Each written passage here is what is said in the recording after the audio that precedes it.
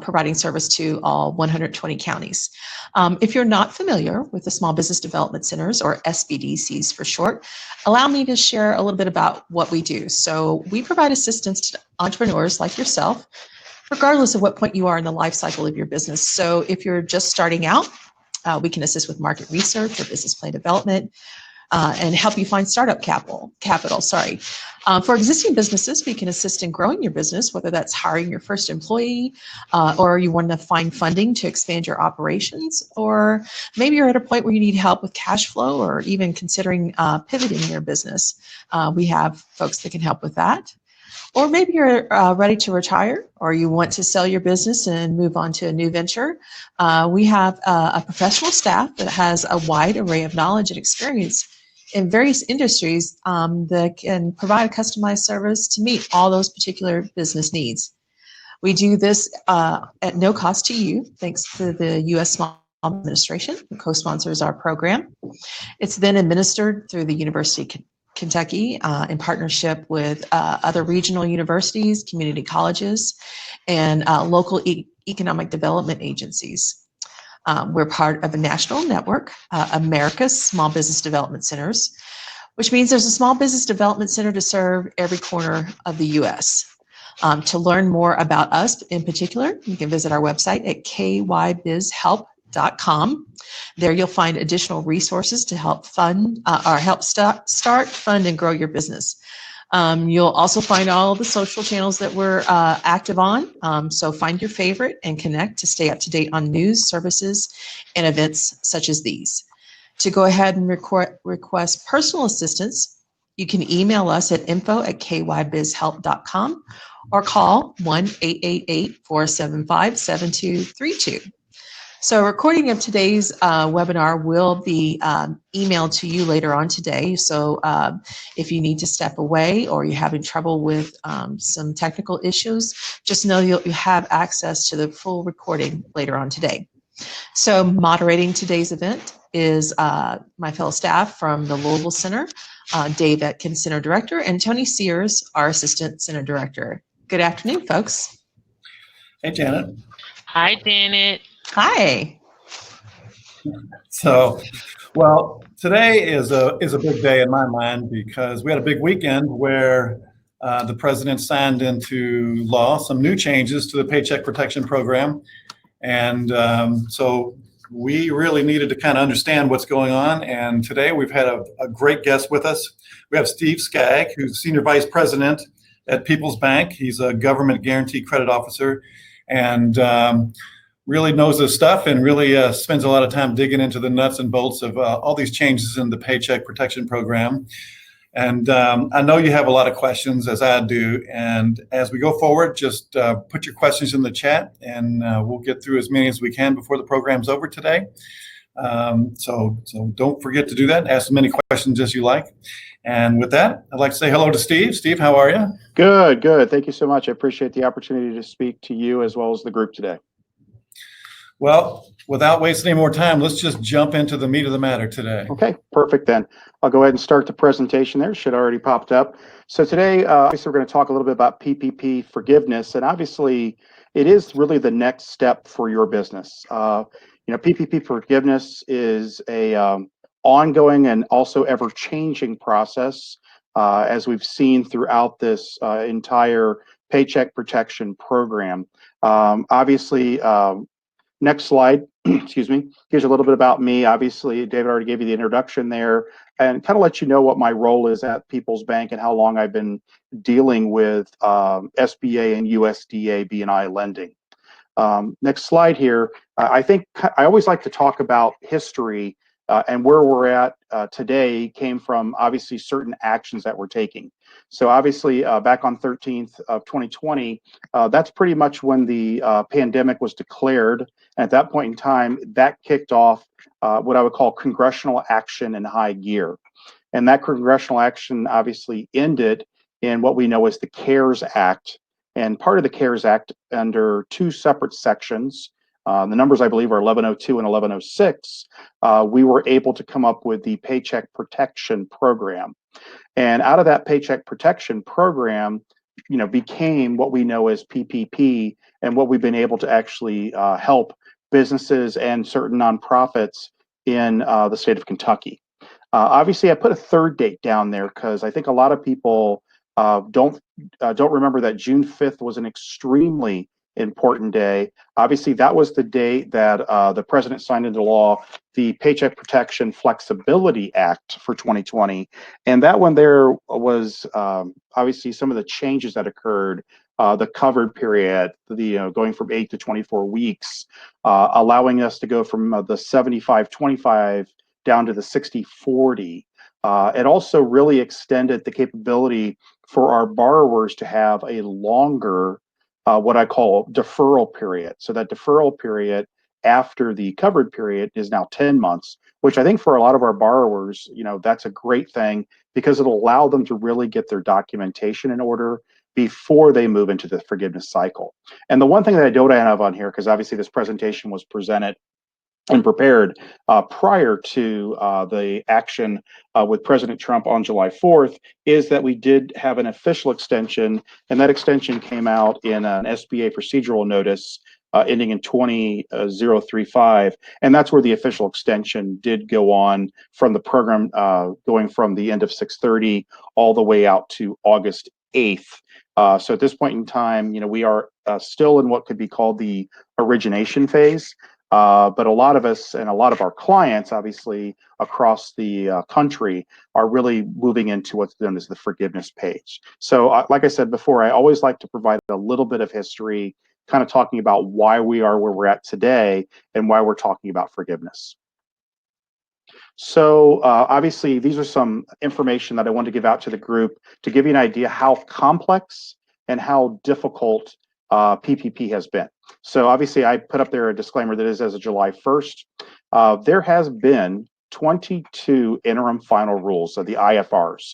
Obviously, if you don't know where they are or where they're located at, typically the best site I like to send people to is the U.S. Treasury .gov site. They have a red banner across the top.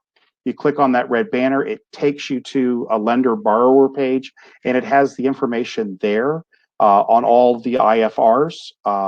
There also is also the next step I talked about was the FAQs, the frequently asked question. We now have 49 of those to date. Now, what's also interesting, just so you know, back on, I'm checking paperwork here, on June 26th, they actually modified a series of the questions because of the PPP Flexibility Act, actually striking some language and putting the 24-week language in there. So to make it easier for a lot of people, they consolidated some questions about the PPP program and put them into a shorter 10-page packet, which I believe the state of Kentucky's SBA district office did send out to everybody on their mailing list. So it's a nice little tool here if it makes it a little bit easier for you. But this covers all the changes to the 49. To give you an idea, there's currently 3 versions of PPP application information out there. Keep in mind, we had the original ones in March, which were immediately replaced the day before the applications opened. And we continue to see revisions and items to help us out working on. Also with the PPP loan forgiveness, remember we started off there with one longer application, the 3508. That actually now has been shortened. And then also we now have the SBA 3508EZ. So as I tell people, be patient. Changes continue to occur. And a lot of people ask, why do so many changes occur? Well, the biggest reason why is there's a lot of congressional oversight for this program. And through those congressional oversights, that's how we got the 3508EZ. Obviously, through congressional oversight, that's one of the reasons why we have a longer period now for origination. So the idea is they continue to tweak the program based upon the Congress, which actually will, obviously make it law, and obviously the president will sign it into law. So, the actions they're taking is a direct reflection of what they feel will help the economy as well as small businesses in our country. So don't be surprised if over the coming weeks and months, we continue to see tweaks to the PPP program. But as I said, as of July 1st, 22 interim final rules, 49 FAQs, multiple versions of the PPP application, which it'll be interesting to see if we have new ones based upon the August 8th date now. And then obviously the forgiveness. And I would, like I said before, wait, there will be more. Moving on to some, I think, some very key and important phrases in some of the changes that occurred with the act, and also that are kind of generic between whether it's the very first interim final rule all the way to, I think I quote 19 here and 3. Things that need to know: covered period. I think that is one of those areas where, this has been a big change for our borrowers during about the covered period. So there was some changes that were made in interim final rule 19 that kind of changed the meaning of the phrase.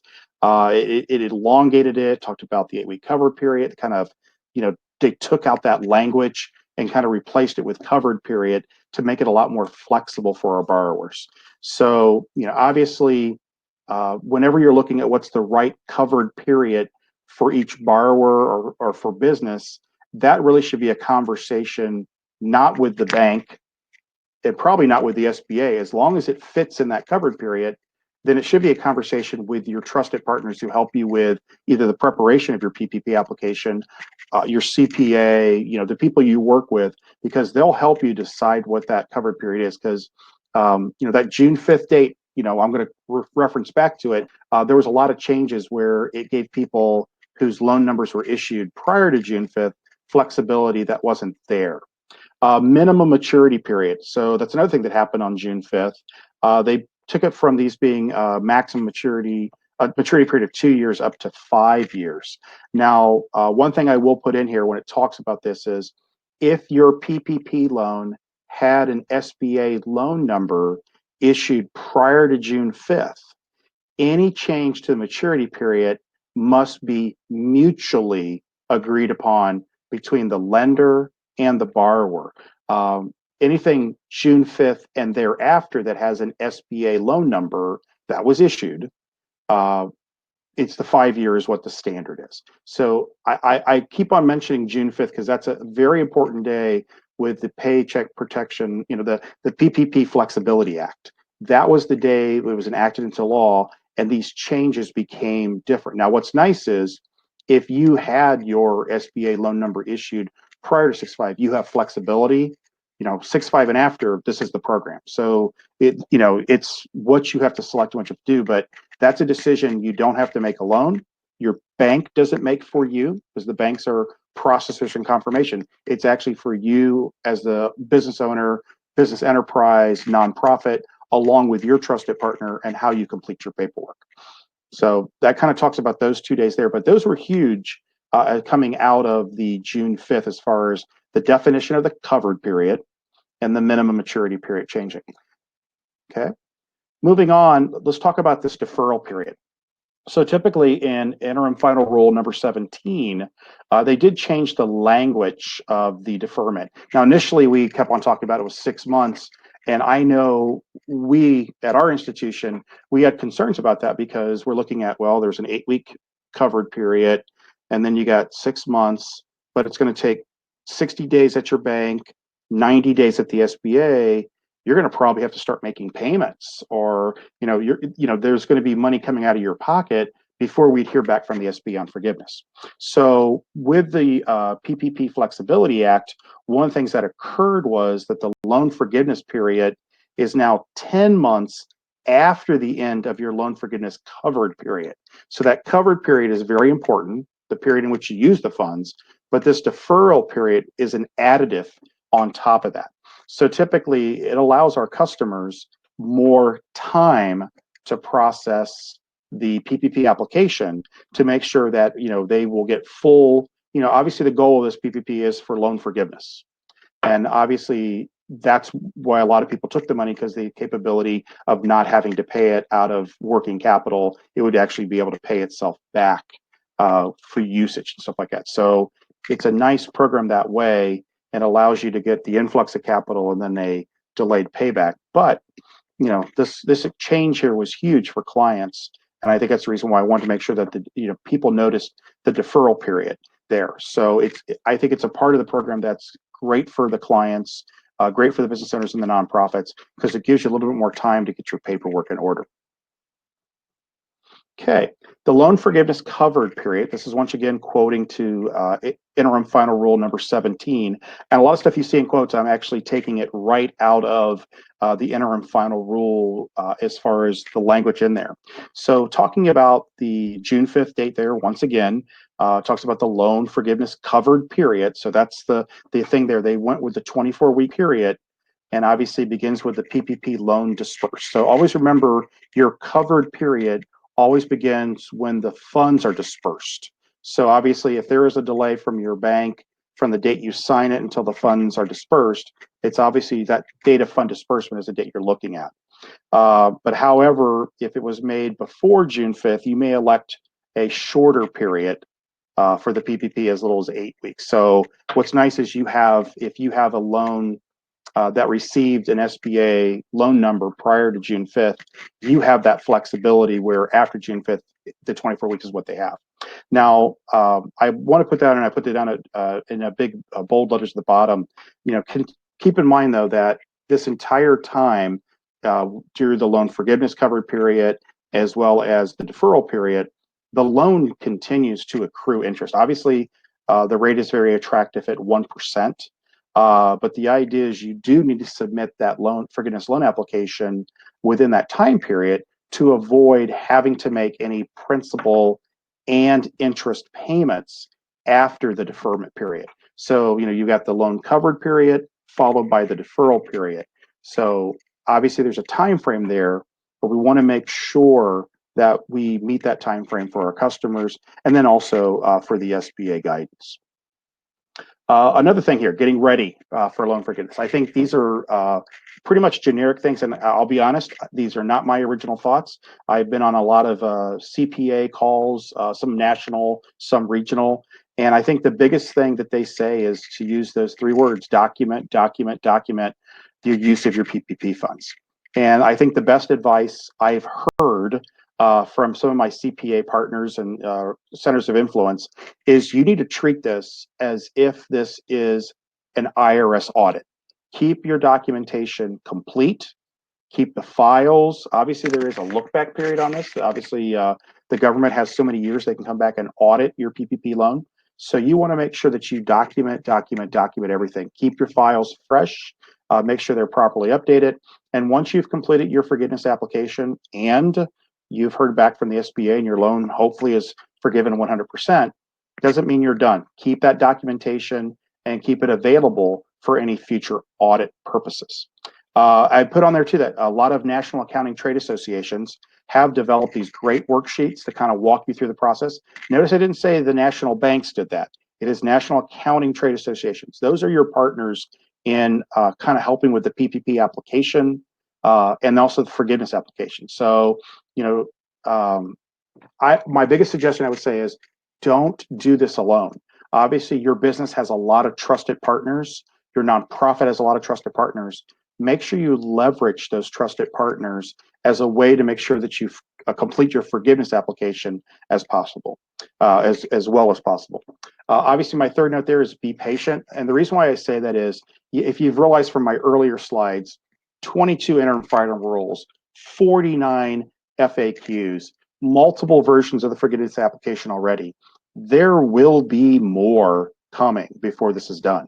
That is my opinion. That's not the opinion of my bank, but that's just my opinion of how this will work. Because as we continue to have additional congressional oversight, we will have changes to the program.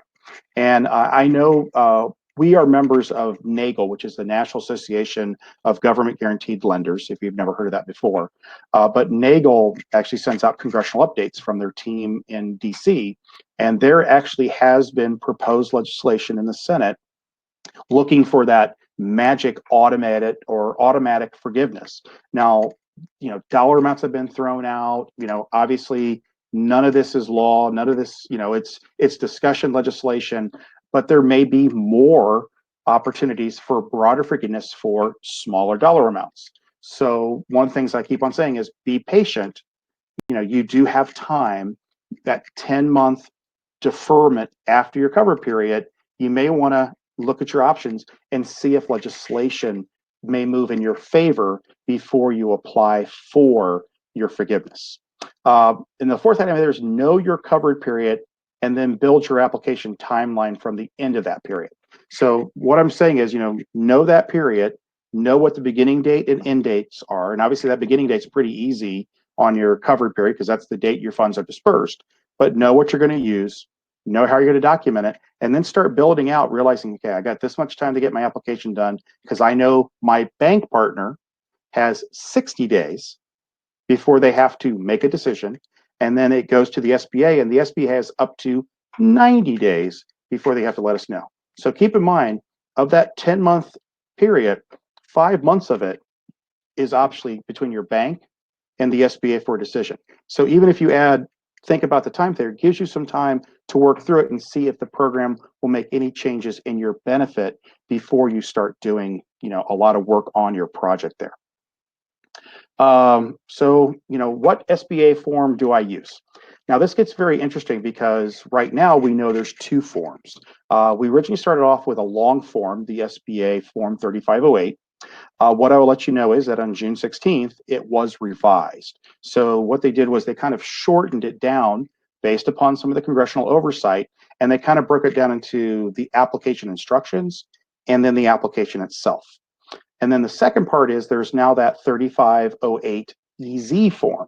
And that one's even smaller. I believe it's a 3-page application with like 4 pages of instructions. But keep in mind, that's not everything you're going to need. You're going to need your documentation on how you use the funds. So going back to the previous slides, document, document, document. You really need to make sure that you're using the funds as the program outlines and also for the approved purposes.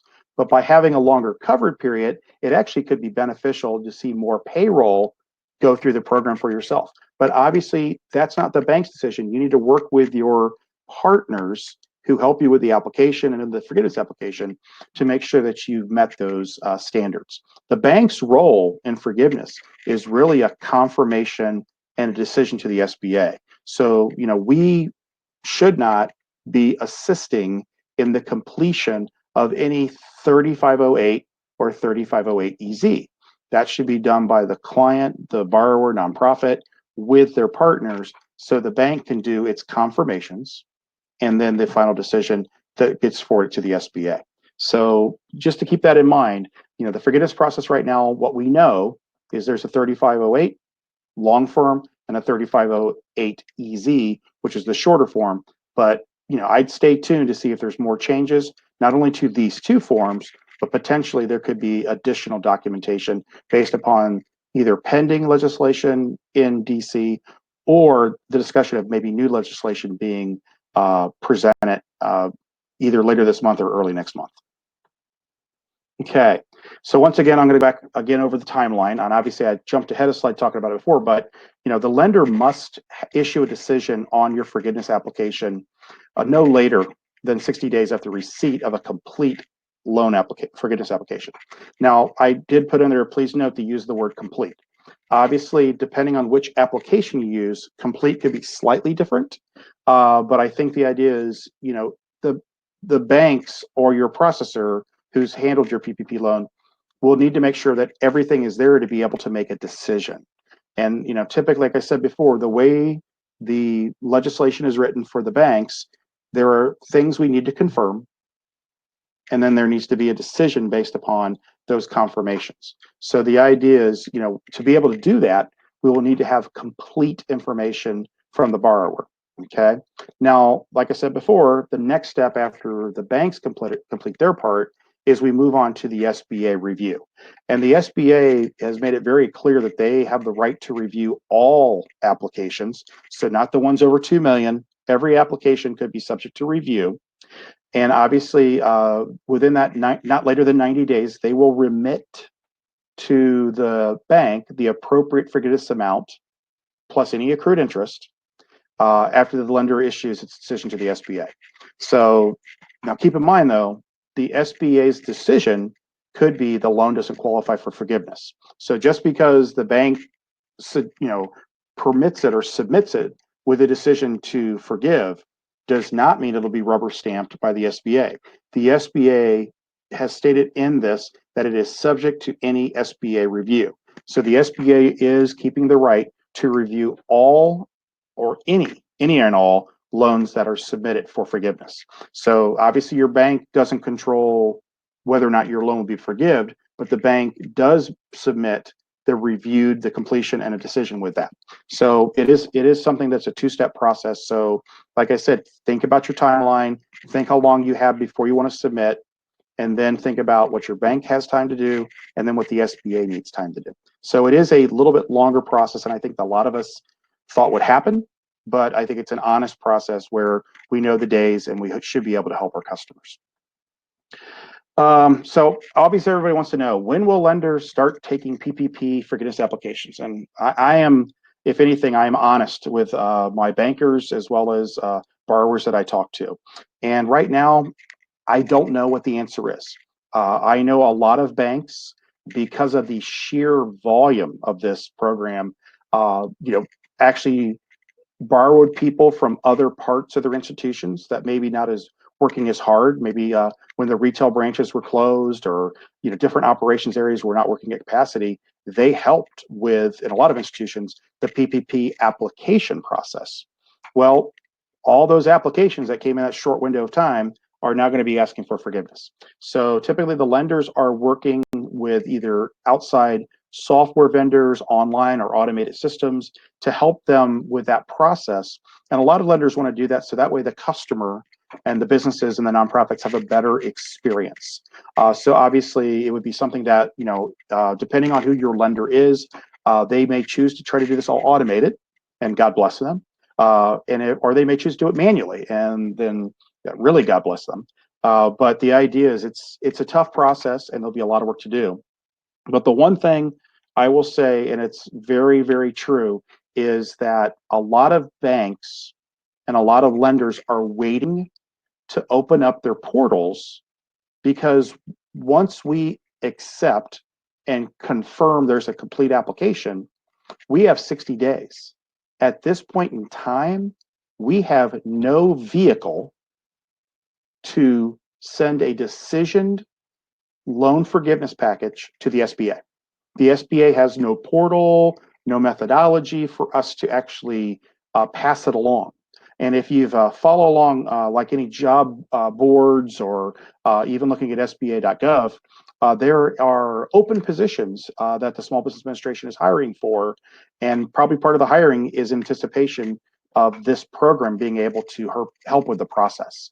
That's an assumption on my part, but I do see an awful lot of openings that are coming out there for people to come work on a contract basis to kind of help. And the assumption on my part and others of my position is that they're probably looking at bringing on people to help with the volume of paperwork. You think about how much in dollars has been already lent out, and then how many individual businesses have been helped. So the banks are being very cautious and very careful as far as when they're going to be able to open that application process, because we just don't have a way to decision it and then move it to forgiveness. Once we have that, I think you'll see all of us lenders will become a lot more responsive, and we'll be able to move things through our pipelines. But I think that's a huge part of it. And like I said, I just want to be honest with you, there is a lot of stuff going on the forgiveness process. There's a lot of vendors out there that are working with their banks. A lot of banks are setting up their manual process. But at this point in time, like I said, once we know what the SBA or the process by which the SBA can take an application, I think you'll see a lot more lenders being a lot more communicative about their PPP loan forgiveness process. So that kind of talks about the guts of my presentation here. I know based upon obviously our presenters and our dialogue, I had about up to 40 minutes for the presentation, but I think it sounds like we had a lot of questions that came in beforehand, and also going to have chat. So I wanted to be generous and give a couple minutes back so we wouldn't have to go to 2 o'clock with questions. So Dave, do you want to go ahead and stop the slideshow, or how would you like me to do that? Yeah, I'll take care of that for you. Sir. Thank you very much, Steve. That was good. Thank you. So we do have a lot of questions, and here's one I get all the time, so I'm going to ask the first question. So if I applied and received a PPP loan, let's say in April, and I've exhausted the funds, can I come back and get another PPP loan? As of today, the answer is no, because it's one PPP loan per EIN. My understanding is from my Nagel congressional update, there is a discussion in DC that certain industries may have, and I say may have because obviously this is a bill under discussion, it is not a law, that there may be a second loan program. I think it's like Senate Bill 4117. The number's somewhere in my head, but I'd have to find it in writing. But there is discussion, but it would be very restrictive who could be part of it. And also it's not a law yet. So at this point in time, the answer is no. But as I said before, more to come because this program continues to change and provide surprises for us. Yeah. Yeah, that is one thing that we've all been living through is just the weekly IFRs where things change. So very true. Tony, you got any questions out there for us? I sure do, Dave. Excellent presentation, Steve. It was Thank you. Very informational. So Lisa Kurtzinger, she says, hey, I thought we had 24 weeks now and didn't have to use the 60/40, but could use 100% for payroll costs. Could you give a little clarification about how we can use it more? Well, I think number one, let's be honest. I kept on mentioning June 5th. June 5th. So number one, you can use 100% for payroll, which would be great. The issue is these are minimums that were changed on June 5th. So prior to June 5th, it had to be 75% or more was used for payroll. And then globally, they said it could go down to 60% or more. If you want to use 100% for payroll, more power to you. Because to me, and I've talked to my bankers and my lenders, it's called the Paycheck Protection Program for a reason. It's not called Pay My Rent Program or Pay My Utility Bill, but they allowed that because to properly function a business, you may have to have paid for rental space, you may have to pay utilities, but and once again, that's not me talking, that's the legislation. I think it was IFR 19 and 7, when they had those three together, they kind of changed all that. But if you can use more than 60%, that's the minimum for forgiveness application. So I don't ever confuse that you have to use exactly 60 or you have to use it's the idea is it's a minimum expectation. And so you want to make sure if you're using more than that, then talk with your advisor, work with your CPA, work with your payroll provider, because guess what? You're gonna have to provide all those documents at the time you take forgiveness. Great answer. Yeah. So can I still keep going? Yep. Okay. Another one. Alrighty. So Autumn says, hey, the program continues to change. Should we wait to do the forgiveness application or fill it out as soon as possible since we aren't sure what will change? Well, my advice has been to all our bankers here at People's Bank is to find out what's the intent of your borrower is. If for you need to have this loan off your books and forgiven by 12/31/2020, then I think once you have a completely prepared packet and your lender has opened the opportunity to accept it, the forgiveness, then it makes sense. But if the issue is, we have some nonprofits as well as some businesses that, have asked us, how soon can I submit? How soon can I submit? Because, for them, they have audited financial statements or reviewed financial statements, which this could have an impact on leverage ratios, ability to repay, and they obviously want to get it off their books as soon as possible. But I will always say, when you're ready, make sure your partners are ready to support you. Because if your CPA, your accountant, needs to understand your process so they can help you prepare it. So, obviously, as of today, I don't know of any bank that's accepting PPP loan forgiveness applications just because we have no way to submit it. But if you get yourself ready, it shouldn't be a problem. But the idea is kind of think about what's your motivation? Why do you want it forgiven so fast? Because the rules so far have changed in the benefit of the business and the nonprofit.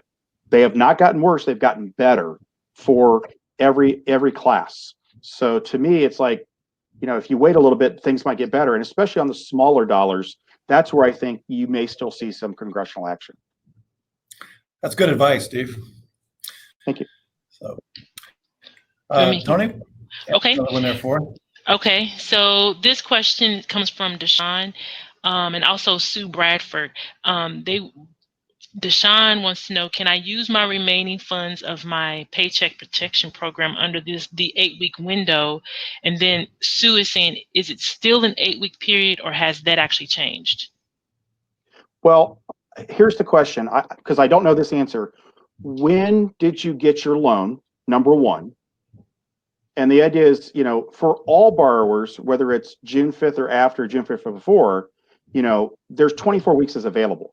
So, the 8 weeks was the original covered period in legislation, which has been stricken based upon the Paycheck, the PPP Flexibility Act. That covered period no longer is defined as 8 weeks because now it can be a variable part. I think the idea is some of the more recent FAQs and also some commentary publicly is that, when your PPP funds are exhausted, that's when you should think about applying for loan forgiveness. So if that occurs in week 12 or week 17 or week 21, it appears that the language that's out there would allow you to do that at that point in time. So, it's no longer, everybody was geared towards this 8-week period.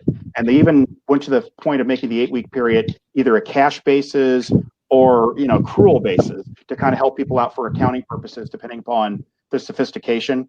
I still think the language is now broader that gives you flexibility, but anybody June 5th and after, the covered period is defined as 24 weeks. And then prior to that, you could choose the 8-week or the 24. But I think there's been some narrative coming out of DC that says, there's a little bit more flexibilities, minimum of 8, no greater than 24 for people prior to 6/5. So I know it's a long answer, but I would still work with your partners to kind of define what's my usage, how did I use it? Because I think there's a lot more flexibility, and there continues with the Flexibility Act. We got a lot more flexibility out of DC.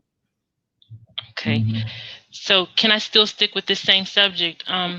Clarissa says, will you give an example of the periods discussed with actual dates, like the loan covered period and then the deferred period? She says she's a little confused about how to apply for the 10-month deferral. You don't apply. You don't apply for the deferral. Deferral was automatic. When they made the PPP Flexibility Act, it automatically went from 6 months to 10 months deferment. And the way the act does it, I believe it was on one of my slides. I actually took the definition out of there. It's the loan forgiveness covered period. That's your 8 or 24 or whatever time. And as soon as you're done with that, you have 10 months of deferment after the loan forgiveness covered period. So, if you remember initially in the act, they talked about 8 weeks, which was 56 days. They actually put it in, in some of the questions, it's 56 days. Well, now with 24 weeks, you're talking, that's a lot more days. So that's like over 200 days. I'd have to do my math here real quick. 24 times 7. So 168 days, but then you got to add 10 months to that. So if you look at the documentation on the 3508s, I think you got to have this in, sometime next year. So there's time on this, but I think if you're looking for date examples, I believe if you go into the IFRs, they actually kind of go through dates and they kind of provide that information, or the Q&A. But I mean, the SBA or the Treasury can provide that information. Okay, thank you. Can I continue, or do you have a question? Okay, so the next question comes from Angelique. She says, what is the SBA Review Criteria? Do you have any insight on that? No, okay. I wanted to make sure everybody knows. I mean, we, at this point in time, all we know, there is going to be an SBA review.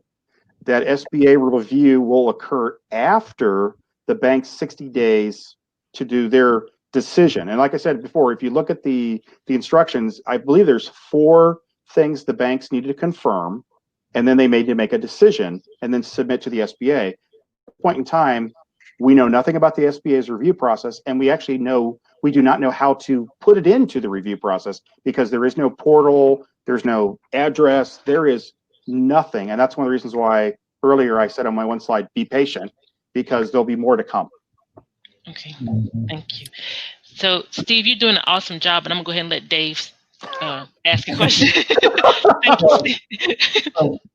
So we keep talking about the changes and stuff. So So if you've already submitted you've got your loan, and let's just say for whatever reason you submitted a forgiveness application, and then yet again some more changes come through down the road. I mean, are these changes as they go? Are they retroactive to all borrowers? I believe what the SBA has done with every IFR, every FAQ, it is as of that day going forward. So unless they put specific language in the act or the action that says it's backdated, normally, so like when we were doing forgiveness, the SBA came out with a rule saying, hey, banks and lenders, you need to do all your underwriting prior to getting your SBA loan number. Well, a lot of people, because they were afraid the money was going to run out, were running quickly in both processes where they're getting an SBA loan number and doing their underwriting simultaneously. Well, with phase 2, the SBA said, nope, you got to get the underwriting done first before you get your loan number. And that's the reason why, it took a little bit longer, and that whole 10-day window came out and stuff like that. So to me, they didn't make it retroactive because that might be detrimental to either the financial institution or the borrower. So normally it's not retroactive as of the day it passes. But keep in mind, if Congress gives them the capability in the legislation to make it retroactive, they could. So the SBA and Treasury don't do anything without congressional approval and the president's signature to make it a law. Okay. Well, Tony, I'm gonna have to ask this question from Ann. Okay. She says, I'm a bit frustrated with the changing rules. I own a retail store and kept all employees on full payroll during the shutdown, following the original rules. However, now they've changed. I would do things quite differently. For example, lay employees off. Now that we are open, revenue is still way down. And of course, she wants to know, can she apply for another PPP loan? And as of this time, the answer is no. But they are looking at PPP loans for people. I think the biggest concern here was that the PPP funds went out, and one of the carve-outs that didn't occur was, what if your business was closed based upon your local, state, or municipalities' rulings to close certain businesses? Obviously, retail shops, you're looking at bars, restaurants, tattoo parlors, you name it. A lot of businesses were closed beyond, because it was a state or local municipality mandate. And that's one of the discussions that's going on in DC. And like I said, these are not this is stuff I'm reading from my national trade associations, things like that. So there may be, and like I said, this is a maybe situation, but as of today, the answer is no. And one thing I will also keep in mind on with the forgiveness, and I want to touch on this, if you notice in the application for your PPP loan, it asks about employees. In the PPP loan forgiveness application, it's talking FTE. So they are using two different numbers, and there are some things in the long app that do not exist in the easy app that talk about, that could assist a borrower or a business that actually had a reduction in force or whatever. So that's the reason I'm saying you really need to talk to your accountant or your payroll processor kind of help through this process, because your bank's not going to be able to give you that advice. I mean, we have to stay arm's length. We can't be helping you fill the application and then giving you forgiveness. That's kind of not the purpose of it. But I think the idea is in your situation, this retail business owner situation, I think a call to your congressman may be in line and saying, how are you going to modify the PPP program to assist businesses that were closed based upon state mandate? And that's a huge hole, because the whole idea behind Paycheck Protection was to keep money flowing into people's paychecks. But the idea was, now we got to think about, well, how do we keep those businesses that were closed by mandate? How do we help them out? And I don't have that answer. Obviously, that's what we elect individuals for, so they can be smarter than me. But I think its idea is more. I would say, once again, more to come. And then, if you do have a contact, reach out to your local congressman, and if there's state senator or U.S. senator's office, and see if there's any programs. We'll also say that in certain states and certain municipalities, they are actually stepping up to the plate also to help these businesses out with certain local funding or even like regional funding to help businesses. So, make the phone calls, check with your local organizations, your Chamber of Commerce, things like that. There could be some programs that you may not be aware of that could help. Obviously, it'll help a little bit and some of these could be grants. And so a lot of times, if you get a grant, it may not have to be repaid. So, but hopefully that helps, but not as, obviously no, but a lot of discussion. Yeah. Yeah, that just a segue on that. In Louisville, the Louisville Metro just earmarked $20 million for grant programs to small business relief. So if you're in Louisville, please check that out, louisvilleky.gov, and get your application in. You have another question, Tony? Yes, I do. So I think you kind of touched on this, but I keep getting this question. This person actually received their funds on April 20th, and they want to know, do they now have 24 weeks under the changes to the PP rules? And then they ask again about the 10 months deferment period. Okay. So based upon the PPP Flexibility Act that was signed into law June 5th, anybody prior to getting their SBA loan number, which obviously an April date would be obvious for that, has the flexibility of 8 or 24. So it's kind of, for them, it's a lot more open. So if they were stressing to get the right percentages and stuff like that, they now have a little bit more freedom because, they can actually look at a longer period to cover more payroll or how they want to do that. So yes, they have between 8 and 20, they have that 8 and 24 week period are available to them.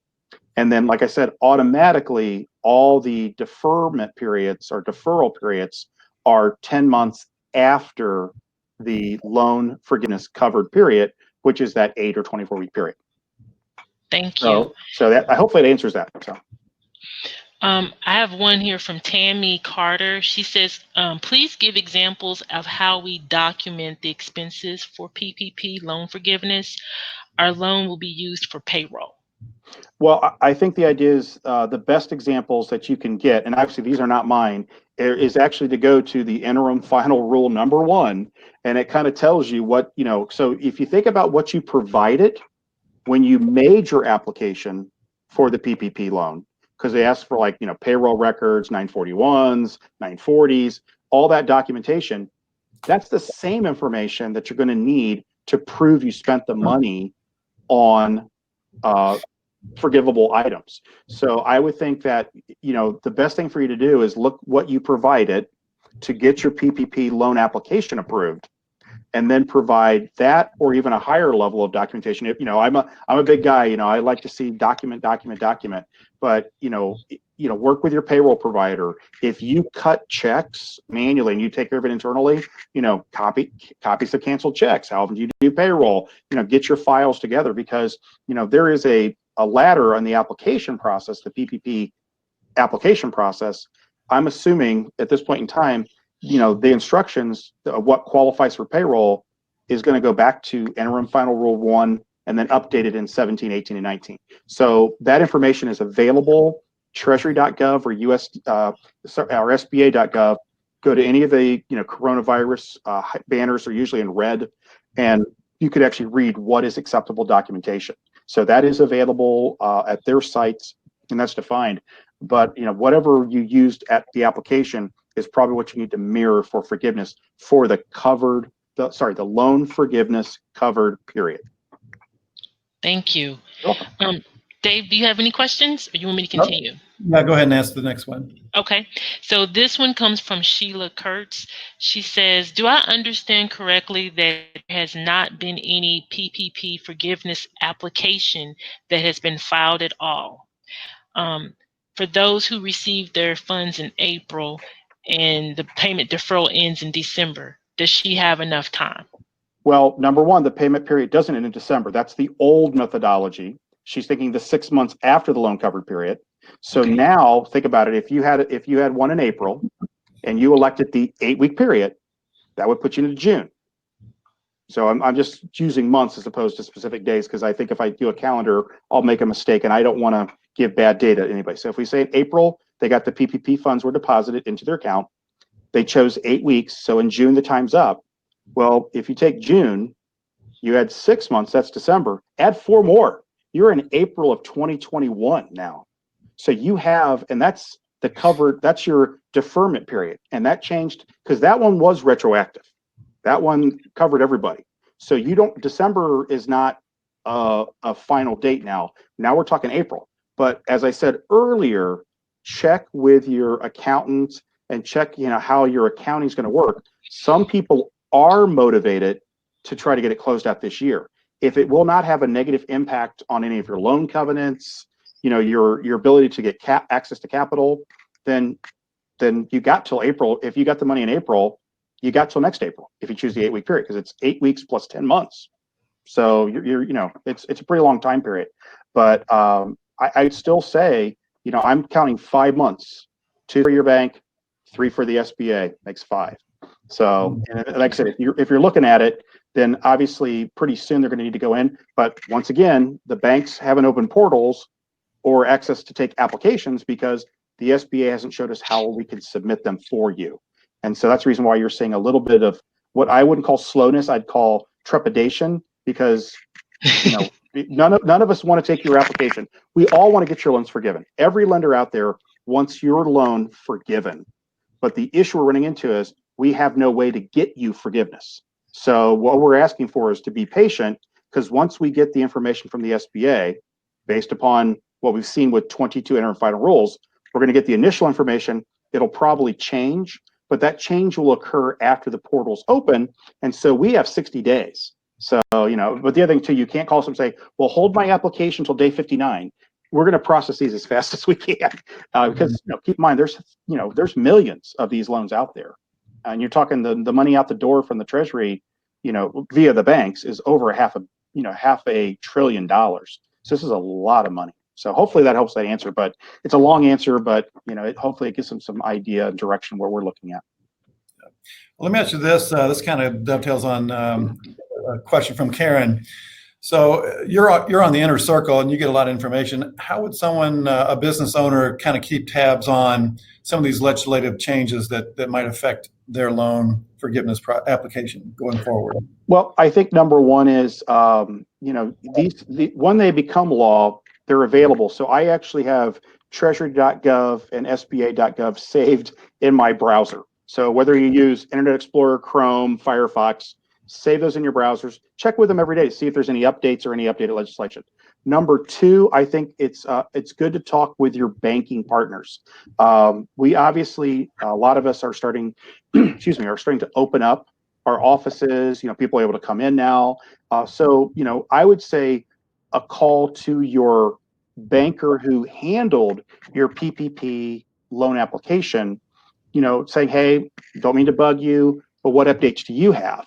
And then part of it, I know for us as an institution, we have internal calls weekly with our line of business lenders who support the borrowers and the nonprofits so that they can know what's going on. So hopefully the institution you deal with is doing the same thing. They're providing up-to-date information on a weekly update. So, there's no shame in calling your banker or your lending institution. I can't obviously say not everybody used a bank. There were other fintech lenders who provide this service. So the only thing I don't know is how you communicate with them. But I know with the community bank structure that I'm part of, and I know a lot of other community banks are on this phone, we welcome a conversation with our clients. And, the honesty comes in and says, if I don't know there's a change, I'll let you know. But, as I say on these calls, but we have internally, I give them every update, like, well, they issued another interim final rule. We've got another FAQ. We've got a new procedure coming out. And we keep on talking about, these are the things that are changing. And so that way, when a customer calls in and has a question, the salespeople, the frontline individuals, the bankers can at least have an update. And that's all about it. We're all starving for information in this program. And the biggest thing is it's out there, but it's little bits here and there. But, a little bit can go a long way at this point in time. Yeah. What's our next question, Tony? So this one is about the idle advance and PPP. So Alice says, is the PPP amount decreased by the idle advance? So her example is received 60,000 and then a 60,000 from PPP and then a $5,000 advance from the idle. Okay. Yeah. So yes, that's a tough one now, because keep in mind too, in the PPP loan application, it states if you received an EIDL from January 31st through April 3rd, I think is the date. So the first question is, is when did they receive the EIDL? They received it on May 8th, and Yeah. then they received the PPP on May 1st. Okay, but based upon the application that was submitted for the PPP, it's, if you remember it in the application that the borrower fills out, it has your monthly payroll times 2.5 less, it's your plus EIDL, comma, net of advance. So if the 5,000 from the EIDL is an advance, I do not believe it needs to be paid back. But obviously, here's the catch-22. The PPP loan is a delegated lender program under the 7A program. The EIDL is a disaster loan program directly administered under 7B, I think, with the SBA.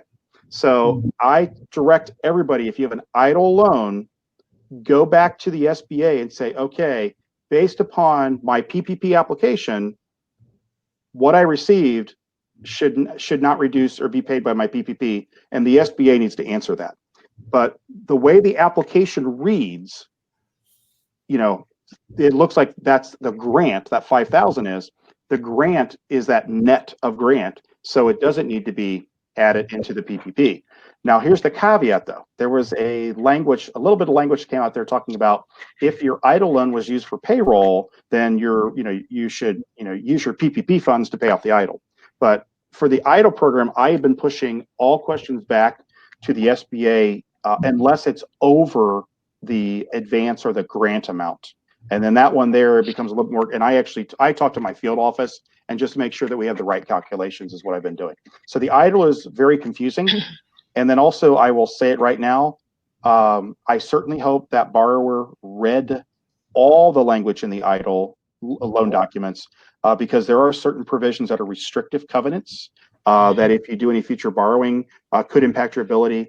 And based upon the dollar amount, that should be a unsecured, so they should not have signed a UCC. I think it's anything over 25,000 requires a UCC filing, and that actually could cause a problem for future borrowing if the SBA will not subordinate. So there's a couple issues with the EIDL, like I said, but I've been returning all questions on the EIDL to the SBA directly because that is a disaster program that they are managing, and the banks do not have all the inner workings on that one. But the application does provide a time period and what should be added and what should be netted out. So I would go back to the application, and as long as they were truthful at the time of the application, then it should not impact their PPP. But if they're using that EIDL for payroll purposes, I think the follow-up conversations I've heard, and like I said, this is not, I can't quote an IFR or anything, as I've heard that they would like those funds, the EIDLs, to be paid off if they've been used for payroll by the PPP loan. So, but I would direct that borrower back to the SBA to make sure that they have the right instructions. It's getting a little late, Tony. Let's ask one more question, and then I know we got to let Steve get back to work, but it's been great so far. So what do you got, Tony? Oh, wow. You would do that to me, right? Okay. So, okay, I'll ask this one. This one comes from Randy Coates. Okay. He says, previously on May 5th, this question came up from a listener. Any solutions? I have an S Corp. I don't process payroll, and he's the only employee of his company. I just got approved for a PPP loan. Do I need to open up a payroll account prior to issuing any payments to myself, or would issuing a check directly from the business account be sufficient? Okay, that is not a banker question. That is actually a accountant question, because what you're looking at doing is it's really, how are you going to allocate those funds and how are you going to do that? I would go back to whoever helped you fill out the application, because obviously if you're an S Corp with no employees, you had to file the 2019 Schedule C, I believe. If you're that, there's all these things that delineate how much money you can get and things of that nature. But that's more of an accountant question. I know we at my institution, if you were new to the bank, we required an account to be open for those funds. If you were an existing borrower, most of our borrowers put it in their payroll accounts so they could account for it that way. So that is more anecdotal than it is advice. But I would go back to whoever helped you with the application, provided the 2019 Schedule C, because I think it's line 31 derives your income and for your S corps. But I think they should be able to give you better advice on that than any banker could, because I don't pretend to be a CPA. Okay. Awesome. Well, I'm going to throw one more question in there, because this is a good one. From Angelique, is the interest accrued forgiven it as well? Is that part of the process? Yes, as a matter of fact, in one of my slides, I think I had it in there too. If we went back to one of the slides, it actually said it's the principal and accrued interest. It's really accrued interest up until the date that the SBA determines forgiveness. So I imagine processing wise, because the money will probably come back to the banks by ACH or whatever, the banks will have to probably waive a couple of dollars or pennies here and there. But it is supposed to be up until the date the loan, the SBA makes a forgiveness decision. And I just want to be very clear. The SBA can make a partial forgiveness decision too. That's good to know. Yeah, so it's keep in mind, the banks are going to send their decision in. The SBA is not bound by that. And if they feel that the funds were used not in the spirit of the program, they could say, well, we're going to forgive 80% of this loan. And here's 80% of the loan balance and 80% of the accrued interest. Have a nice day, borrower. And there is their appeal process. There's a lot of stuff that we don't know yet. But there's a lot to learn that we'll figure out. Yeah. So Steve, I just wanted you to know that you've been getting loads of praise over here for your presentation. Sheila says, "Wonderful presentation, great speaker," and she says, "God bless you." She says, "Will a recording of this webinar be available?" It's my understanding there is going to be a recording, right, Dave? That's right. So you'll get an email probably tomorrow after all the tech stuff gets processed. You'll also get a copy of the slides, and then don't forget to download some of the handouts that we've included today. You may need some of those forms. At least you would want to be familiar with them. So, and just one more thing, Margaret Neal, she says, very informative presentation, very knowledgeable speaker. Thank you very much. She has it in all caps. Thank you. Well, she's yelling at us then. Okay, good. In a good way. She's yelling in a good way. Yeah. So, Steve, I want to thank you. This has been great. It's been. I'm really impressed with the amount of passion you have for this subject, which is crazy. But I think I'm glad you're there to help people. So thank you again. Thank you. And just I'll repeat one more time. Tomorrow you'll get an email from us with a copy of this recording and the slides and download the documents that you need. And so once again, we're glad you joined us today for our weekly webinar. Tony, you got anything you want to join? Add? No, I just want to say thank you, Steve. You were wonderful. I appreciate your patience. You were a total trooper, so thank you. You're very welcome, Tony and Dave. Thank you so much. It's really an honor to really be able to help other lenders and borrowers in the state of Kentucky, and thank you for the opportunity. Yeah, thanks. And everyone on the call, we're happy you were here, and hopefully you'll reach out to us if we can help you in any way. And we'll look forward to you next week when we'll be talking with some of the fine folks from HubSpot, one of the bigger tech firms in the country, talking about e-commerce and blogging for your business. So with that, I think we'll call it a day and see you next week. Thank you. And thank you so much, Steve. You're welcome. Bye-bye. Bye. Bye, everybody.